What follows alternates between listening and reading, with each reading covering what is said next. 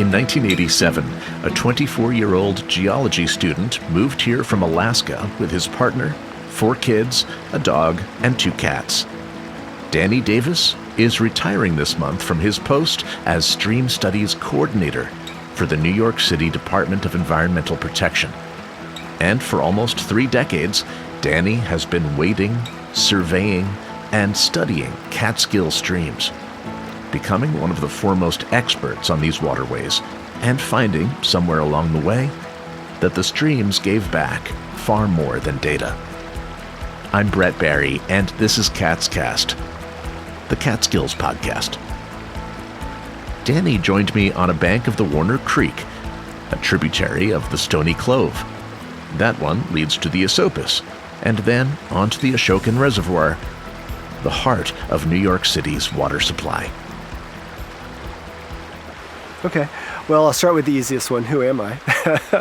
I'm Dany Davis. I'm a geologist, and I work for the New York City DEP's stream management program. And I have been doing this for about 30 years. It'll be 30 years in December. And where we are at the moment is in Silver Hollow, sitting along the bank next to a friend of mine, Warner Creek, that I've been getting to know since 2009. You're not from here. You came from pretty much the opposite side of this country, as far opposite as you can get. Yeah, I was born in Alaska in 1963, a year before the 1964 earthquake, because my mom would always tell me the stories about that. So we were living there during at the time, one of the world's biggest earthquakes. And I moved when I was a kid down into the lower 48, into East Tennessee, Smokies Mountains area, and Florida, and ended up graduating high school there. And when I was 18, I hitchhiked back to Alaska from Tennessee to go to the University of Alaska at Fairbanks. And that was in 81, and lived there until moved here in 1987 with 4 kids, a dog, 2 cats, and a really excellent partner. What brought you here? My partner. Terry and I, we weren't married at the time, we got married later.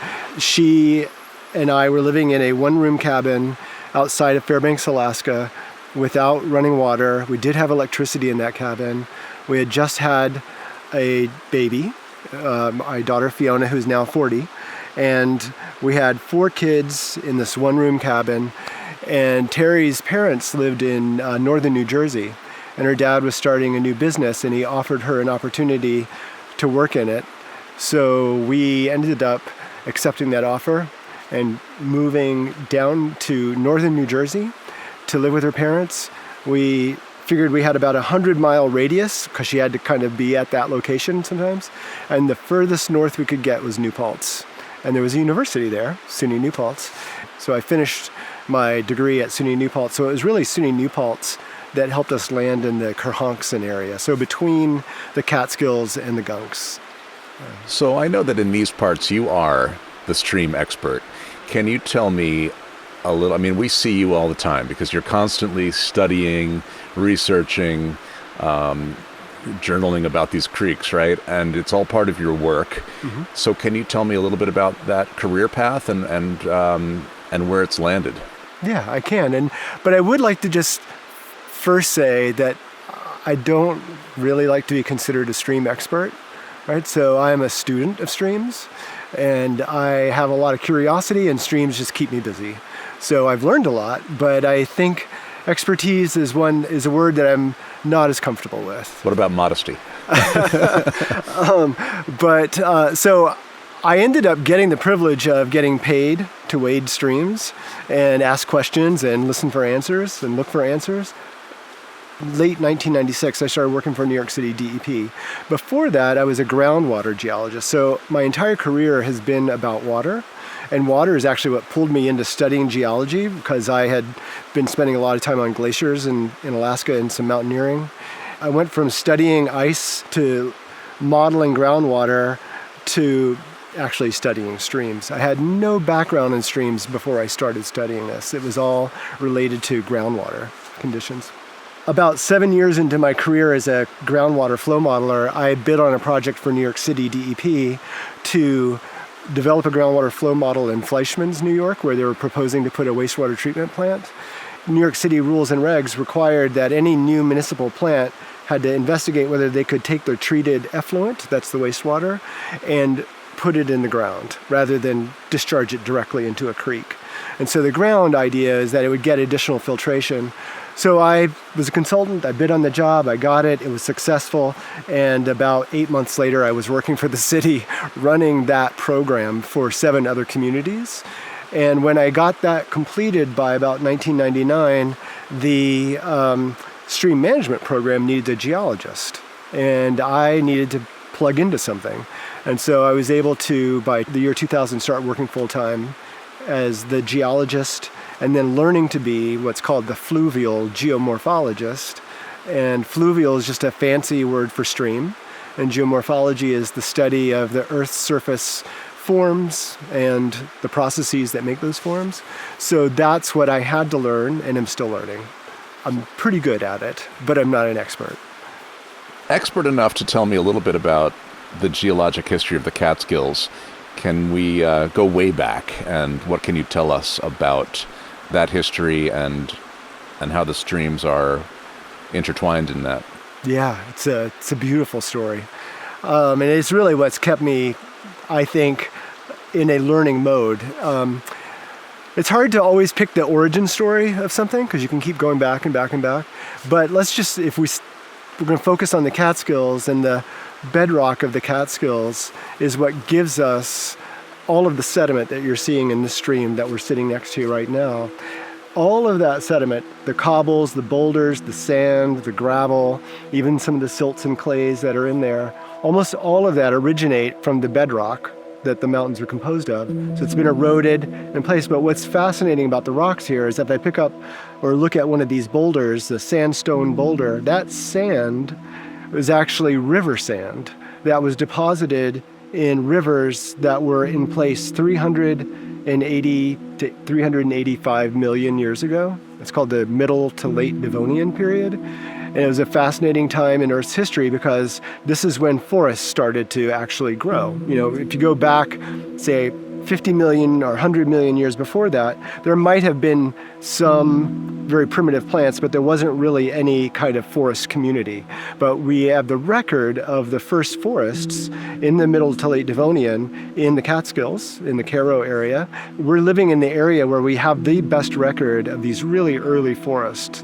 And what's particularly cool about that is our record is actually recorded not only in the floodplain forests at that time where you can see the root traces and you can find fallen trees, but we actually see it in the river sediment too, because these were meandering rivers that were cutting into the banks of these forests. Those trees would fall in the stream just like they do today, and then that wood would break into fragments just like it does today. A flood would happen, that wood would get buried, then another wood would happen, and eventually that wood gets buried so deep that it can't really decompose, and you end up with fossil wood. And so often when I'm out in the stream, I pick up a boulder, I'm picking up the memory of an ancient stream. Let's go back 20,000 years ago. So not that long ago geologically, where we're sitting right now, we would be under a few thousand feet of glacial ice.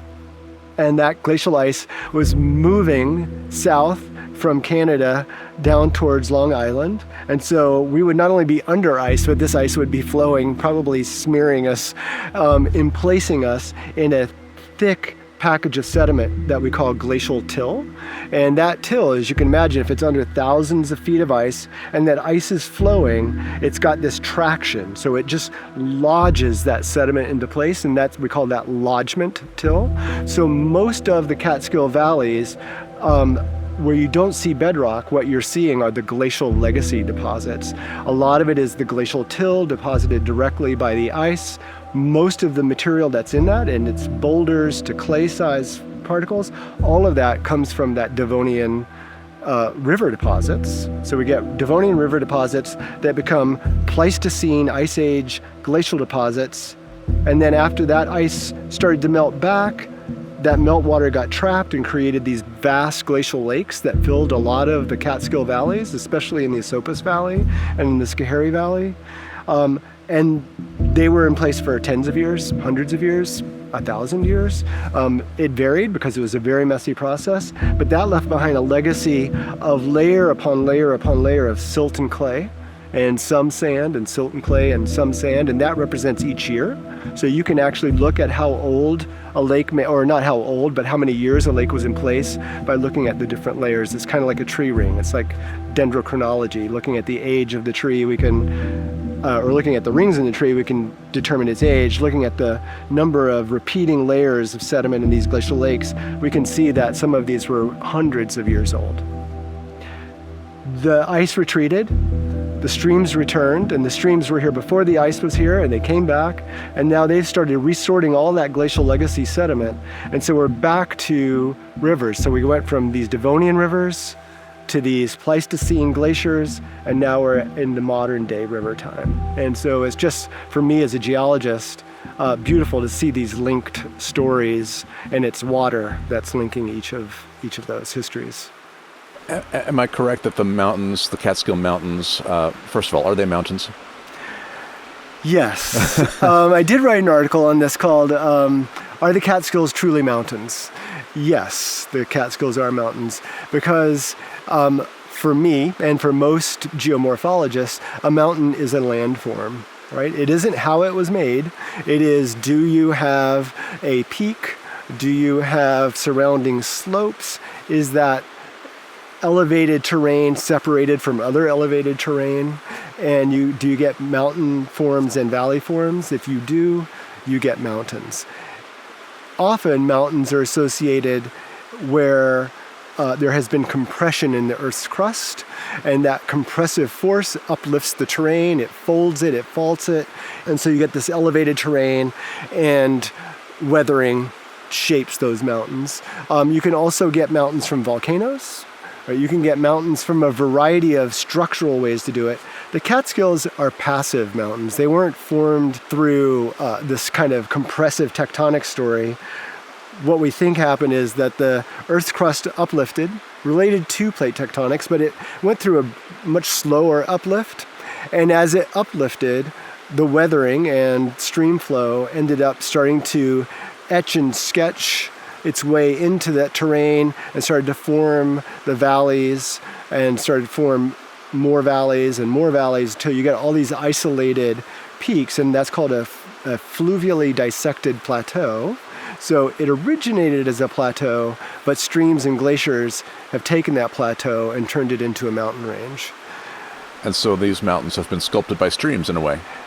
Oh, in a big way. Yeah. In fact, we would not have the Catskills if we didn't have streams, right? So they are really the architect of these. Glaciers have definitely had a significant role, but glaciers have probably only had a role for about the last 2.6 million years.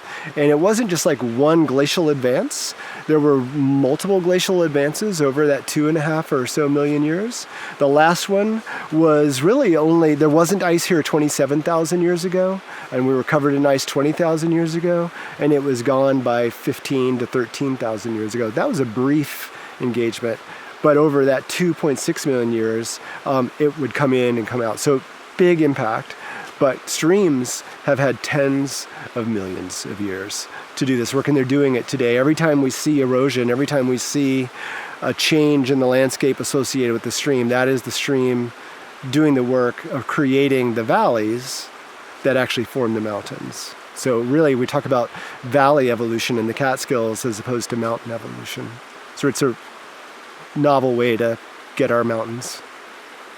So I've known this creek for about 35 years. Wow. It never stops running. How's that possible?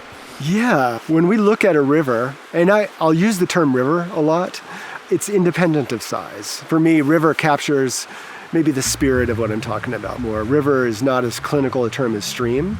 So when we're looking at a river, it isn't just that flowing water. The river is not defined by the wetted perimeter. We can look across the river that we're at right now, and we can see all that sediment that's stacked up. It's kind of imbricated in a fish scale pattern. We can see that was deposited by the stream when the stream was at that stage. And above that, we see an even higher bar that has willows growing on it. That's the memory of another flood, a really big flood that deposited that big gravel bar. Beyond that, we see another higher terrace, and now that's pretty well forested, but you'll notice it's flat. And then if we look over on this side of the stream, we have an even higher terrace. Each of these terraces records a different elevation of the stream through time since the Ice Age. But beneath the surface is the groundwater. And all of that is draining in and toward this creek. And as the stream flow lowers, it's actually going to potentially draw some more of that. So you get what's called base flow. And really largely what we're looking at right now is the surface expression of a much bigger volume of water that's flowing through this valley. We just don't get to see it because it's covered by the deposits of the stream and by forests. And thousands or millions of years from now, I suspect that this river will be much lower in elevation, and that what we're sitting on now will be a higher terrace? Oh, it's a great question, because that is, if things went in one direction, that's true. But what sets the trajectory of a stream to cut down or to build up is something that we'll call base level. Streams are always flowing to some base level, right? Water flows down slope.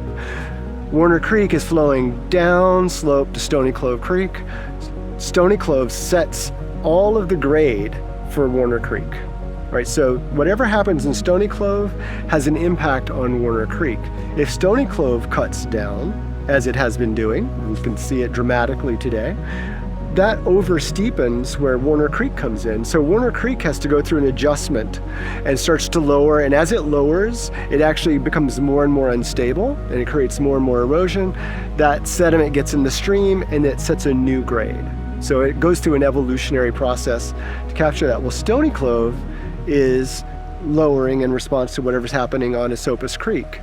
And what controls Esopus Creek? The reservoir. Yeah. So we're living in a geologic or a geomorphic time frame where the entire base level for this whole watershed is being set by the Ashokan Reservoir. A man-made water body. So 1,000 years from now, we don't know what's going to be there. 1,000,000 years from now, we certainly don't know what's going to be there. Ocean level rises. So as the ocean level is rising, the Hudson is going to rise, where Esopus comes in is going to rise, and you're going to get almost like a backwater effect, and that's going to actually probably induce some deposition, lower erosion, and we might see that this valley stays at this level for some extended period of time. So you talked about stream stability, and if it weren't for humans, I think that stream stability wouldn't matter. The stream doesn't care. Yeah. But humans care, and I think that's where a lot of your work comes in, right? So stability, erosion, sediment, turbidity. Can you walk us through some of the research that you've been doing as it relates to water quality and human interaction with this place? Yeah. I mean, I'll first start by saying I work for the New York City water ratepayers, the people who pay the rates for using this water. That's who funds my salary as a DEP scientist. A quick reminder here that much of the water flowing through our Catskill creeks makes its way to New York City, the largest provider of unfiltered drinking water in the nation. To maintain that enviable water quality, the city invests substantially in protecting the Catskill watershed. I run what's called the Stream Studies program for the Stream Management program. So my job is less about going in and trying to fix creeks or work out the relationship issues between people who live by creeks and the creeks themselves, is to actually go out and help bring all the people we need to bring to, all the scientists that we can bring to focus on getting the science in front of the management, so that when we are working with landowners, we're working with towns, we're working to work out how streams and people can share the same really limited real estate that you get in the Catskills for development and for creeks.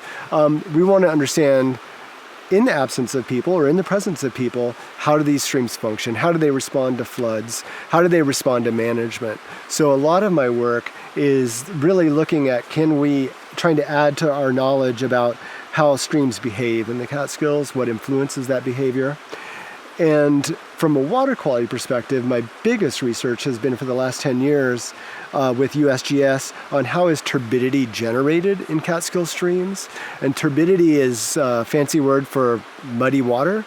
It's about water clarity, and that's an issue for a municipal water supply that gets its water from surface water.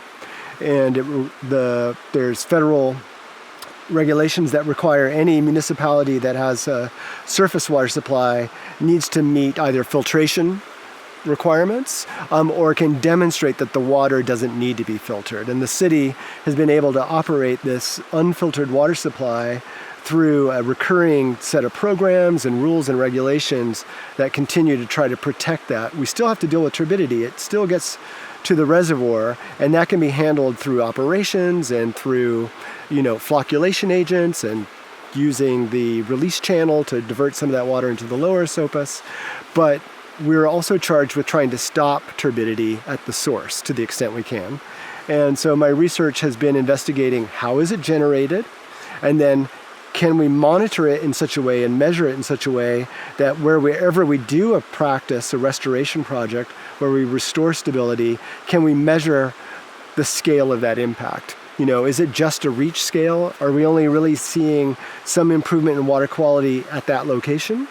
Or are we seeing it at the outlet? Can we see, with all the projects we've done in the Stony Clove watershed in Warner Creek, do we see that being measurably effective in Phoenicia, at the outlet, just before it gets into Esopus? And we can also measure it at Esopus Creek at Coldbrook, which is a USGS gauge that measures all the flow for all of Esopus. So what scale can we detect the impact of these projects to improve water quality? If there is no impact all the way out to the reservoir scale, what's the point?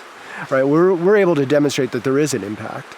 It depends on the size of the flow event. If you get a really big flood, it's coming from everywhere, so a reach scale type project isn't going to do it. But if it's a smaller flood, or more often the case, you have a big flood, and you may have noticed, living here for 30 some years, that this used to run really turbid for a long time after a flood. It was brown for weeks, sometimes for months. So if we can shut that down by removing the erosive contact with the source of that turbidity, then we're going to actually be able to reduce the amount of it getting to the reservoir. So a lot of the work is really focused on getting us to be able to have enough knowledge that it can really help guide the spending of millions of dollars on these kind of restoration projects. And so what matters here is, where is the stream in contact with that glacial legacy sediment I mentioned earlier? So the reason we have turbid stream flow in the Catskills is that the streams are doing their job. They are processing and exporting that glacial legacy sediment, the glacial till and the glacial lake sediment. Oh, the glacial till is really hard to erode. It's got a lot of clay in it, but because it was underneath thousands of feet of ice, it's very condensed. The lake sediment, though, it's very cohesive, so it's hard to erode it initially, but once you are able to erode it, it's 90 to 99% clay and silt. So it doesn't take much to do that. So what we do, and what I do, and why you see me out here all the time with students mostly for the last 20 some years, is we are mapping the stream to figure out where is it in contact with that, and can we find a pattern so that we can actually maybe predict where we'll see it elsewhere. So a lot of my work is helping understand where turbidity production occurs in the landscape, and then helping the people who are then the stream design engineers, the Ashokan Watershed Stream Management Program, with all the money they have from the city to help improve water quality, where should they go? Is there a particular reason that the Stony Clove and Warner Creeks have been a focus? Yeah, Stony Clove is the biggest tributary to Esopus Creek, and it has also been the biggest source of turbidity to Esopus Creek. There was an original study going back 2009 to 2011 by USGS that demonstrated, especially during the Tropical Storm Irene period, that most of the turbidity that impacted the reservoir, a big proportion of it, was coming out of Stony Clove Creek. And you've lived here long enough, you can remember all of these big giant mass failures and landslides and erosion that was in this area after the 1996 flood and then the April 2005 flood. Multiple floods have really ravaged the stability of Stony Clove Creek, and Stony Clove Creek's valley floor is also compromised by all the roads and development that's in it. So a flood can have an impact on the stream, and it can take decades to recover. It might recover more quickly if it had more room to recover, but because it's got compromised space, it sometimes is going to require intervention to be able to do that. So Stony got that focus because of its being the primary source, and there were so many sites that we had plenty to work with. Stony Clove is now no longer the biggest source of turbidity, even though it's still and will always be the biggest tributary, so the biggest source of water coming in. It is now no longer sort of the top dog in the turbidity production. If it weren't for 8 million or however many water drinkers there are in New York City, would we care about turbidity? Well, there's more than the 8 million that drink it. There's at least 9.2 million. Oh, I'm behind in my stats. And that includes all the people and communities between the boroughs and I think all the way up to High Falls now, maybe, that have access to this water. So any municipality that would drink this water would be concerned about turbidity. So from an ecological point of view, I mean, this is a natural part of this system. This is a part of Catskill mountain making, is exporting sediment out of the valleys to create the landforms that we see. That clay is just a part of it. It's been doing it for at least 13 to 15,000 years. The system has gone through periods of stability and instability. So there may have been times in the past where it wasn't ecologically healthy to have such turbid streams. But we have a very healthy trout population. We have high quality water. So would we be really worried about it if we weren't relying on its drinking water supply? Probably not to the point that we'd be spending tens of millions of dollars on trying to clean it up. So we're talking about thousands of years processes, millions of years processes. What changes have you seen in your decades-long study of this ecosystem? Oh, yeah, I love that question, too. I was just thinking about that on the way here. I do think in terms of the thousands and tens of thousands and hundreds of thousands and millions of years of history. But one of the things I love about being a fluvial geomorphologist is it is a dynamic environment, so I get to witness the change in real life, right? So I'm looking at it on the scale of decadal scale changes. I've experienced, let's say, starting with the 1996 flood, I think Tropical Storm Floyd in 1999, Tropical Storm Ivan in maybe 2004, a 2005 flood in April, which was a big snow melt on rain event, the crazy hydrology we had in 2010 and 2011 when Phoenicia, the streets flooded 3 times in 11 months. On October 1st, 2010, we had a flood of about 13,000 cubic feet per second, according to the gauge, flowing through Stony Clove Creek in Phoenicia. That was enough to get it out of the banks and going down Main Street. Exactly 2 months later, December 1st, 2010, 13,400 CFS went through, and that was enough. I don't know if you remember, Brett, but there was a big gravel bar upstream of that undersized bridge on 214 that had willowed up, and it had forced the stream to split. And what happened was it became inefficient for transporting flow, so it had just started to fill up. And so after the December flood, you had to start to bend over to walk under that bridge. And then we had the Tropical Storm Irene, the flood of record for the Esopus Basin. And we have a gauge going all the way back to 1932. There had not been a bigger flood since then. That flood delivered about 14,000 some odd CFS down to Phoenicia and really wreaked havoc. There's sand dunes behind Brios from that water. You could no longer get under that bridge without really bending over. So we had to go in and make a channel because it had filled in. And I don't know if you remember this, there was an excavator in the stream, and there were probably 30 dump trucks lined up along the road, and all of that sediment was going to repair roads that had washed out in Irene. So we were actually doing an assisted sediment transport. We were helping the river get rid of the sediment it could no longer process, and taking that and putting it where it could be put to work. So I look at that reach all the time. That was 2011 when we did that work. That reach is remarkably stable. How has the magnitude of research changed since you became involved with this area? What are you collecting, and where is this research? Is it being stored somewhere safe that and built upon for future generations? New York City funds a lot of this, and my job is to coordinate this one project right now. It's called the Esopus Creek Turbidity Monitoring Study, and it's a collaborative partnership with USGS, and USGS really does the lion's share of the work. You will find that many of the streams have these USGS stream flow monitoring stations. They have these distinctive little solar panels, and there's these little buildings that have the infrastructure in them, and there's a pipe going down to the stream that is measuring the height of the water and also measuring the turbidity and also collecting water for sampling sediment. So they're doing all of that work. There are 29 of those stations in Esopus Creek. 20 of those 29 are in Stony Clove Creek. Stony Clove Creek is probably one of the most instrumented watersheds in North America right now, where we're collecting every 15 minutes in 29 locations across a 86 square kilometer watershed, or like 32 square miles, turbidity measurements. And in 6 locations, every 15 minutes, we're collecting stream flow measurements. So we're actually really able to monitor the pulse of flow and sediment through this. That is all USGS. You can go to that data online right now to see what the stream flow is, what the turbidity is, and what that means about how much fine sediment might be going downriver.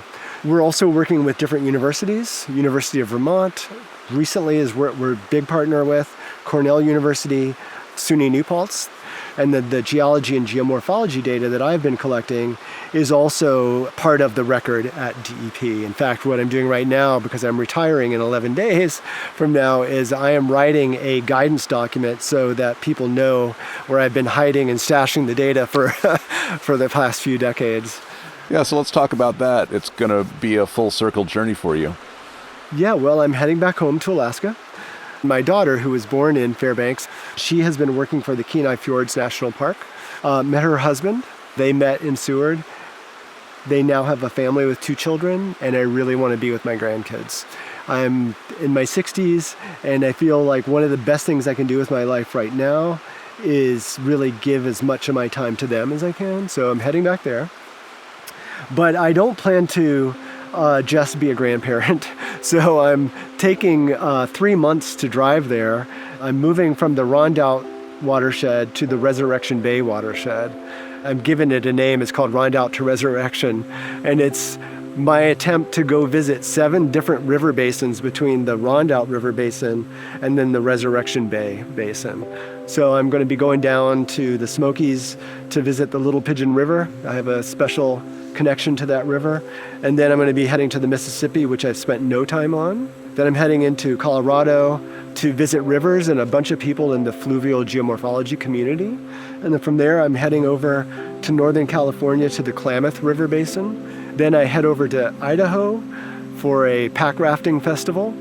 And I'm heading up into Canada and then into Alaska, visiting different rivers along the way. And also working. I actually have to set up an office 2 times while I'm on the road, because all the products that we're getting from USGS that are reports that need to be reviewed come in while I'm actually, after I've retired. Yeah. So I'll be working on that as well. It's not like you're going to immediately lose interest in the project. No. And in fact, I'm hoping to be able to come back in some way to help write the final reports. It's hard to start something, to conceive of something, start something, carry it all the way to the very end and leave before it's finally done. But the time is right for me to get to Alaska. Okay, a couple of big life questions. What have the rivers taught you from a non-geomorphological perspective about life, about yourself maybe? Yeah. Well, one, I have learned to go with the flow a little bit more, and so I can relate that to streams. In fact, if I have an answer for what is a river. That's one of my favorite questions we ask our students all the time. I could bring it down to 2 words, and that's channeled flow. And it can be the channeled flow of water, it can be the channeled flow of sediment, it can be the channeled flow of whatever solutes are in the chemistry of the water, it can be the flow of life, it can be the flow of time. I've had to learn that in a number of ways. One story a lot of people here know is that in the midst of all this work, I also went through an entire gender transition, and I went from living as male for 40 some years to doing my attempt at living as trans female, as a female in society for about 8 years, and then was able to then move forward into living back as male. And this entire time, I'm going through this, and this was very disruptive. This was the flood in my life, right? This was this big thing that needed to be dealt with, and I was raising a family, and I was loving my life, but I had to deal with this, and it was really disruptive. So I mentioned my partner earlier, my friend Terry. That was one of the things that couldn't be sustained, right? It was disrupted in the flood. That was part of the erosion of the event, if you will. And certain parts of me went downriver that I didn't get to see again. But it was also liberating because it allowed me to evolve. It allowed me to adjust. Earlier I was talking about how when you get a big flood and it maybe lowers the base elevation at the bottom of the stream, and that triggers a response all the way up, the channel goes through an evolutionary sequence until it finds its new equilibrium. I was able to find a new equilibrium in life by, one, taking on the challenge of dealing with something that I had shame about. I grew up in the 60s and 70s in East Tennessee. It was when I became aware of this, and it wasn't something that one could deal with. I became a father, really early in life, at the age of 22. And all of these things made it more difficult for me to sort of take this on until I was able to do this, and with the support of my partner at the time, really figure out, how do I deal with this flood? Ultimately, the dam broke, and I just had to come out as trans, and the world was so welcoming. I had all of these relationships, professional relationships, personal relationships. Some of the personal relationships I lost, as you're going to do in any flood, you're never going to go back to what you had before. I don't know why I had so much respect and acceptance, but I was really grateful for it. I was the first person in the agency to transition on the job, and I thought in New York City, maybe that would not be the case. And I called them up, tried to find out, so what kind of resources do we have to help with this in terms of just communication, right? Explaining to my coworkers who I am. And so we were able to engage the Sylvia Rivera Law Project in New York City. That's a trans sort of advocacy organization. And the city was able to work with them and had this remarkable woman who came and talked to our entire building in Kingston, 200 some employees, and did a workshop on what is being transgender, and involved, people being able to speak freely. They helped me think of a letter to write, so I wrote a letter to all of DEP. And when I came back, I don't know how many hugs I got, how many whatevers I got, and I'm not someone who would probably ever pass as a woman in society, but I definitely felt the need to express myself that way, and I never got any rejection. By turning around and going with the flow, this pressure, this need to experience this aspect of myself, I was liberated.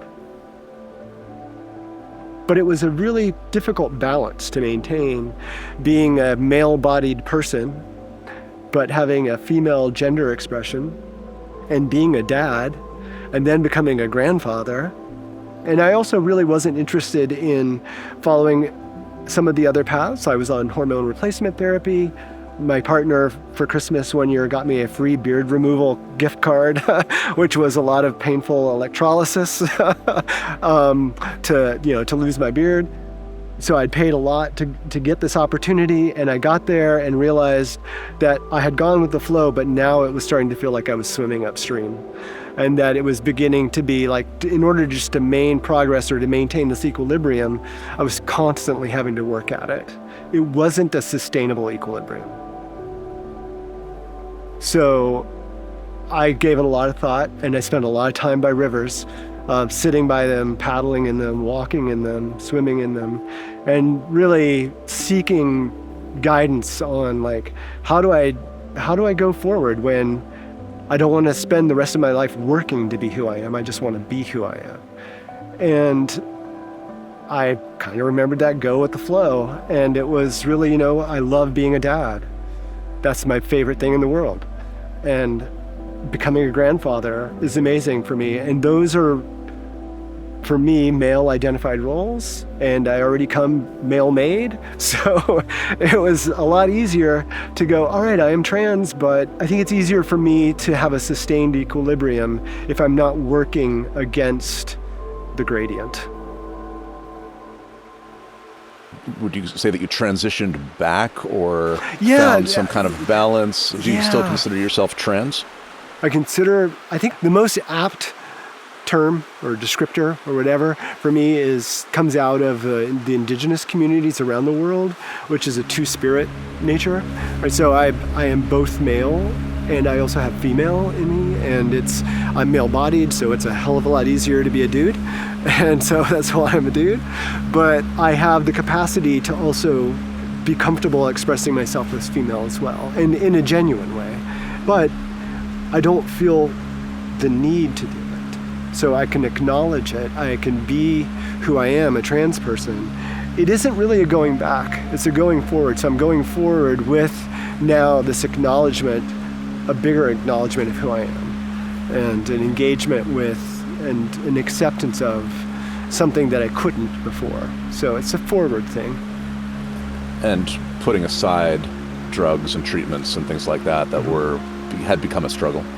Well, they just weren't something I wanted to maintain. It didn't feel like I was getting for me personally, everybody's journey is different. I have many friends in the trans community, and when I was coming out and trying to figure out what the hell I am and who am I, there are advocacy groups in the area, and I went to conferences and really engaged, and there's so many different paths. The path for me has always been about authenticity, or at least, again, finding this equilibrium. And I didn't feel like medication or further, medical intervention was going to make me any more authentic. Also, it felt like a commitment to being in the binary. And I find being in the binary to be very constricting. So I will generally express myself as male, but I don't identify as one and not the other. What will you miss most about the Catskills? Oh, God. Yellow birch.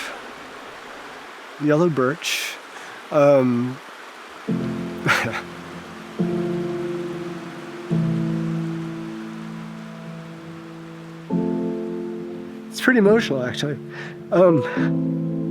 Sorry. Yeah, yellow birch. I'm talking about the ones that are way up high in the mountains. They are centuries old. They were above where they were getting forested. They grow in the roughest terrain. It's all talus blocks. There's no soil. You see their roots everywhere. And you see it's this community. It's this collective of trees that have been here for centuries upon centuries upon centuries. They have beautiful forms. They look like dancers. I think it's this structural aspect of them that gets me the most. At 2,900 to 3,000 feet elevation on Cornell Mountain, above Cornell Falls, which is one of the small brooks that drains Wittenberg and Cornell Mountains into the Woodland Creek headwaters, which next to Silver Hollow is my favorite part of the Catskills, is the Woodland Valley headwaters. And so I have visited Cornell and Wittenberg each well over 80 times that I've recorded.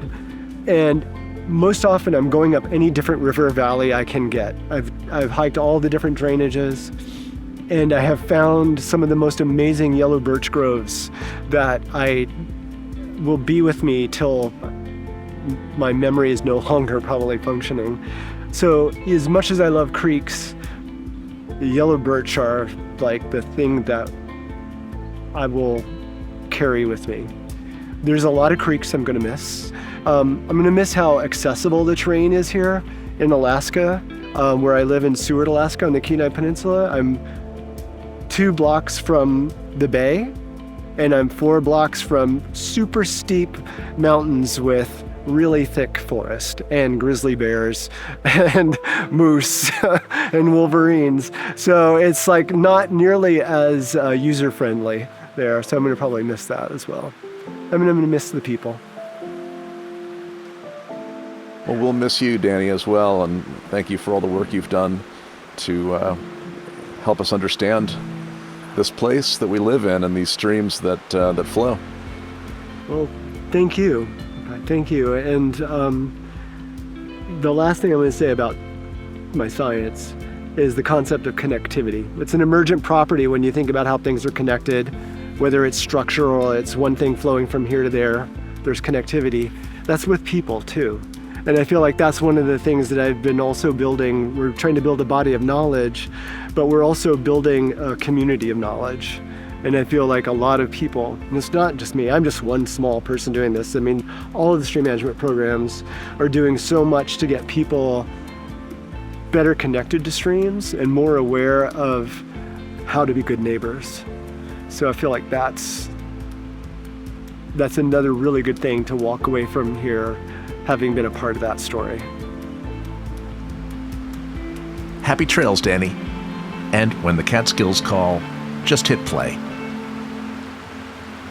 Catscast is a production of Silver Hollow Audio. Sierra DeVito recorded our interview at Warner Creek in Shandaken. Transcription by Jerome Kozlauskas. And I'm your host and producer, Brett Barry.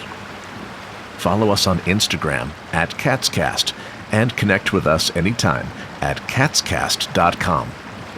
Thanks for listening, and we'll see you next time.